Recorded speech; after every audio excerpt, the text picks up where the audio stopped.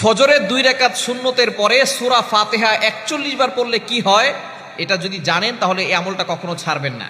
আমরা অনেক সময় কঠিন বিপদের ভিতরে পড়ে যাই, আমরা অনেক সময় অসুস্থ হয়ে যাই, জটিল ও কঠিন রোগে আক্রান্ত হয়ে পড়ি। অনেক সময় দেখা যাচ্ছে আমাদের বিপদ দূর হয় না, অভাব দূর হয় না, ঘরের ভিতরে বালা মুসিবত লেগেই থাকে। আপনি ফজরের নামাজের সময়, এই সময়টা হচ্ছে খুবই গুরুত্বপূর্ণ সময় এবং এই সময়টা হচ্ছে বরকতের সময়। নবীজি সাল্লাল্লাহু আলাইহি সাল্লাম এই সময়ের জন্য বরকতের দোয়া করেছেন। বুখারী শরীফে, সহিহ বুখারীর হাদিস, নবীজি সাল্লাল্লাহু আলাইহি সাল্লাম এই সময়ের জন্য দোয়া করেছেন, আল্লাহুম্মা বারিক লি উম্মতি ফি বুকুরিহা, আয় আল্লাহ আমার উম্মতের সকালটা তুমি বরকতময় করে দাও।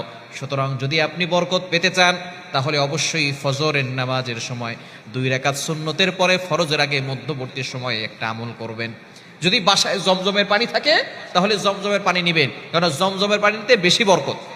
নবীজি সাল্লাল্লাহু আলাইহি ওয়াসাল্লাম জানিয়ে দিয়েছেন, জমজমের পানি যে ব্যক্তি যেই নিয়ত করে পান করবে, আল্লাহ